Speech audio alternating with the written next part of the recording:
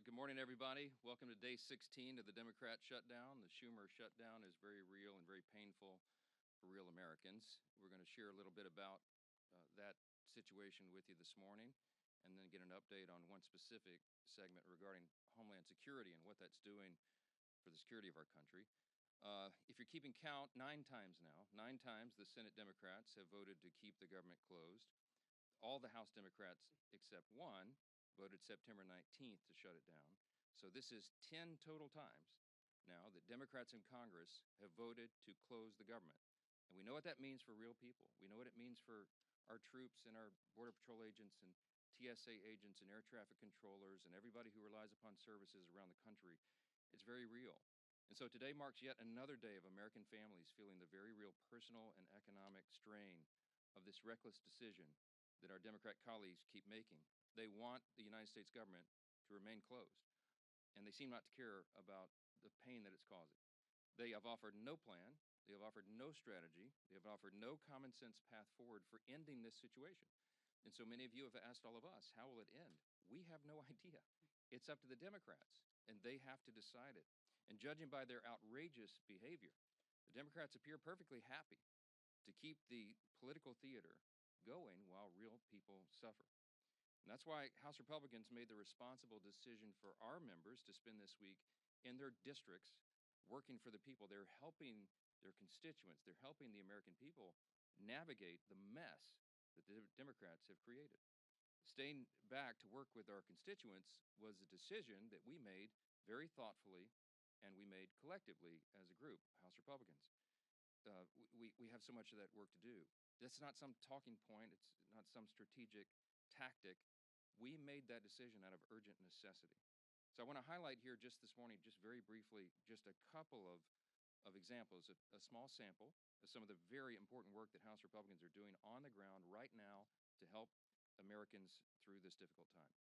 In the state of Michigan, for example, our members are sitting down with veterans, men and women who risked their lives for our country, and they're struggling now because the services they depend on, health services, for example, have come to a halt thanks to the Schumer shutdown. So in Michigan, our Republicans from the House are there working through those situations. In Texas, many of our Republican colleagues have met with some of our brave Border Patrol agents down on that southern border who are still reporting for duty without a paycheck. In Montana, Congressman Ryan Zinke helped park rangers who are keeping the parks open as best they can for families and travelers, even as they themselves go without a paycheck. Across the Midwest, we have members who are meeting with local and regional airports to hear firsthand how furloughs and blocked paychecks there are hurting the people who keep our skies safe. Really important stuff. In rural communities around the country, Republicans are working hand in hand with their local hospitals to make sure that the $50 billion rural hospital fund that Republicans got signed into law in July 4th is accessed. It reaches the people who need it. And they're doing that work while the Democrats are demanding to kill that essential fund that is in their counterproposal for the CR, one of the many outrageous things they've claimed they want to do. And everywhere across America right now, we're helping small business owners and farmers and ranchers and service coordinators navigate frozen loans and delayed emergency funds and growing uncertainty about how to keep serving their communities. So all across the country, Republicans are dealing with the very real and painful consequences facing real Americans. Now, that's happening on the Republican side. And what's happening on the Democrat side? You can see it for yourself. Compare what I just told you with what they're doing. Look at their own behavior. Look at their actions. Don't listen to the words that people are saying. Look at what they're doing. Chuck Schumer and Democrats over the last 10 days, here's a small sample of their activity, okay? We've seen performative stunts and TikToks and photo shoots across every inch of this Capitol. We've seen Democrats actually toast themselves on the balcony of the DCCC last night, while their colleagues voted in the Senate to keep the government closed for the 10th time. We've seen not one but 2 failed publicity stunts right outside my own office, the latest of which ended in a congresswoman storming the entrance and berating a Capitol police officer who, by the way, is protecting her without pay. And last night, we even saw, I didn't see it, many of you saw it, CNN host the first socialist town hall where Bernie Sanders and AOC said the quiet parts out loud. They don't know what they want to end the shutdown. They couldn't provide a single viable solution for the mess that they themselves have gleefully created. And by the way, those are the real leaders of the Democrat Party. We all know it, AOC and Bernie. Uh, Good luck with that. And amid all that, Chuck Schumer is actually bragging that every day gets better for his party. As you know, that is his words, not ours. All this would be laughable if it didn't come at the cost of American families, and it really is deadly serious. If it were up to Republicans alone, we would not be in this mess. We'd be up here negotiating and debating openly and transparently on the issues impacting Americans' lives. But as I've said repeatedly, Democrats slammed the brakes on legislative business when they decided to shut down the government for their partisan political purposes. The progress we made on appropriations and the conversations that were underway on the COVID era Obamacare subsidies and all those issues, all that sits at a standstill until Democrats reopen the government. As soon as 5 Senate Democrats come to their senses and break ranks and turn the lights back on, House Republicans are anxious to get back to legislative session and to pick up our unfinished business. We have a lot yet to do. Until then, I'll continue to share the facts from this podium every morning to try to get this message directly to the American people. Republicans will continue serving on the job in our communities on behalf of the American people that we represent.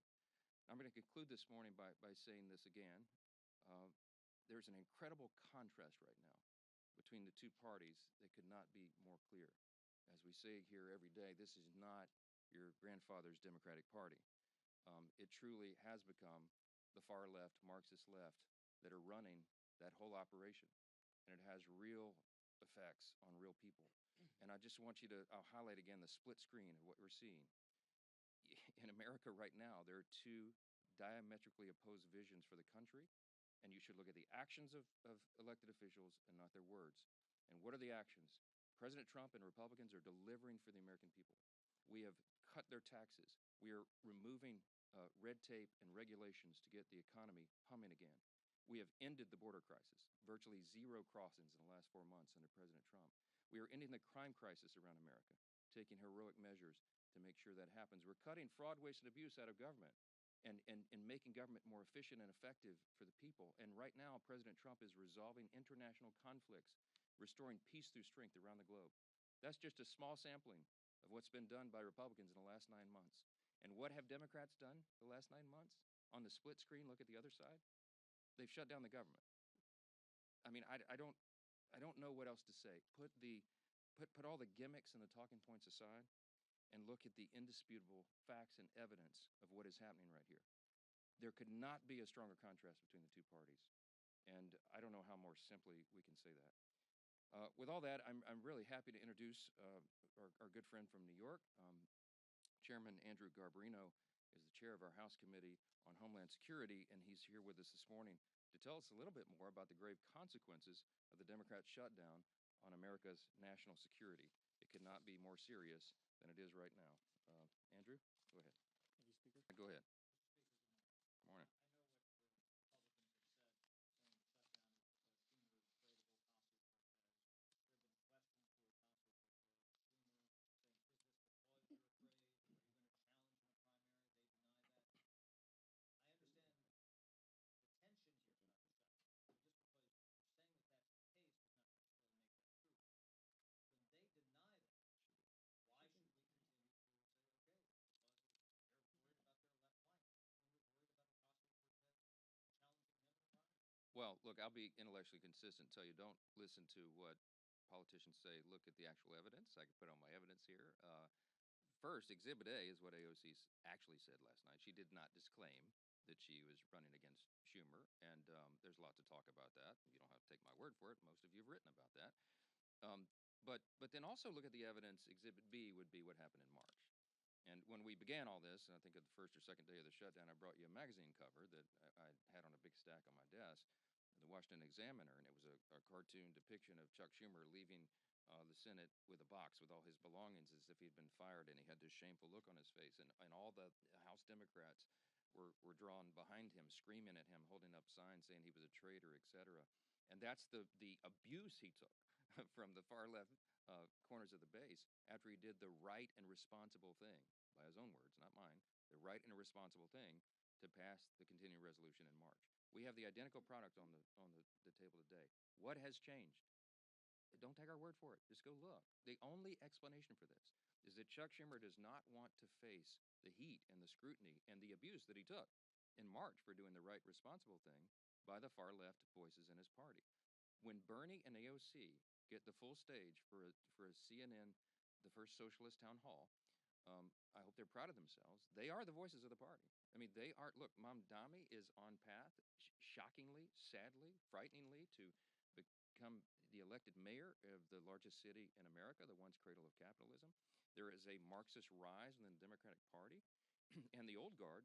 And I'm saying old guard. Chuck Schumer's been here for 44 years. Okay, he is not the flavor of the month. And he knows that he's going to get a challenge. If it's not AOC, it'll be another disciple of Mamdani or somebody like that. They all know that. Ask Hakeem Jeffries why he has not openly endorsed Mamdani for the mayor of New York.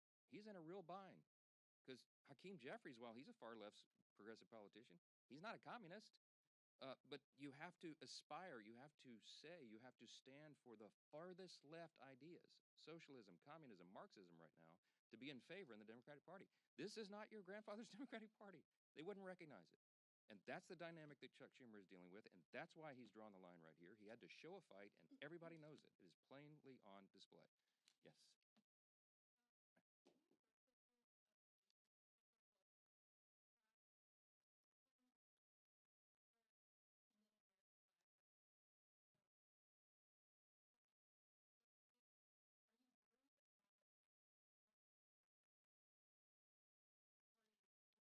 No, look, obviously we roundly condemn any of that nonsense. And the Young Republican or the organization, whoever that, I don't know who any of these people are, I never heard of them. Somebody posted a photo of me standing next to these guys. We were in tuxedos. Obviously, I think it was at the inauguration, and people were just coming up and asking for selfies with 1,000 of them. I don't know. I never heard of that person in my life. But whoever these young people are and whatever they're saying, if it's true, we obviously condemn that. And the organizations involved are dealing with that. That's my understanding. With regard to the swastika thing, this happened last night. A Republican congressman, allegedly one of his staffers had something in the background or something in a Zoom. That's what I heard this morning. He says that that's not his, and there's a proper investigation ongoing, and the congressman did exactly what he should have done, and that is report it. It's under investigation, and I can't comment on it any further until that's done, but I will say, obviously, that is not the principles of the Republican Party. We stand for the founding principles of America. You want me to articulate them for you right now? Individual freedom, limited government, the rule of law, peace through strength, fiscal responsibility, free markets, human dignity, the things that lead to human flourishing. We have stood against that. We fought the Nazis. We defended that evil ideology. We roundly condemn it, and anybody in any party who espouses it, we're opposing that. I don't know how else more simply to say that. Yes, sir. Back on the shutdown, Leader Thune had called for Democrats a vote by the end of the year on Obamacare subsidies. Is he willing to make the same commitment, or to say he is willing? Let me tell you what happened yesterday, because I met with Leader Thune, and he offered to Chuck Schumer a vote on Obamacare subsidies, and Schumer said no. That happened. Asked Leader Thune about it because they wanted a guaranteed outcome.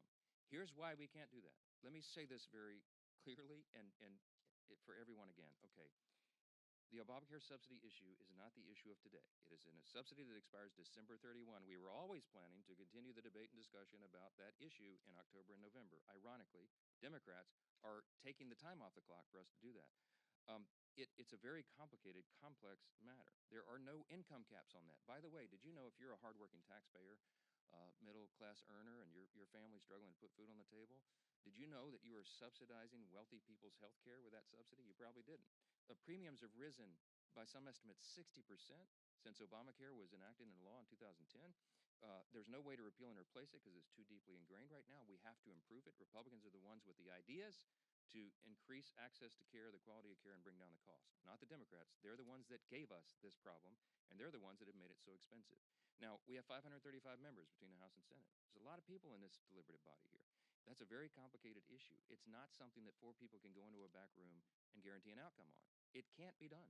It was not possible to be part of the CR, and it is not feasible. It's not appropriate to be on the CR. we require the member-driven consensus process here, and that's what's necessary. So it's not possible for Leader Thune to guarantee to Chuck Schumer some outcome on that because we haven't finished those deliberations. I mean, that's just as simple as it is. And all of you report on the Hill all the time. You know how the process works.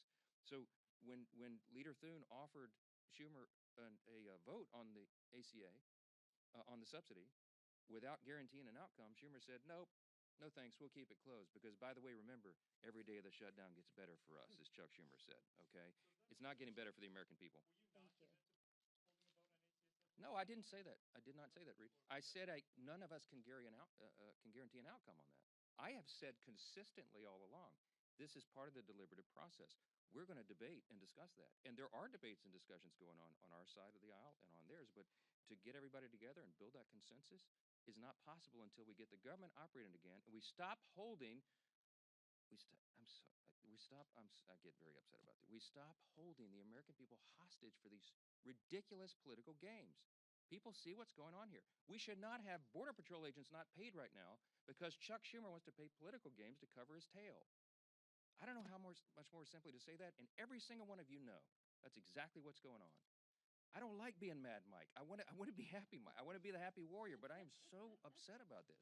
God bless America. We're done. Thanks.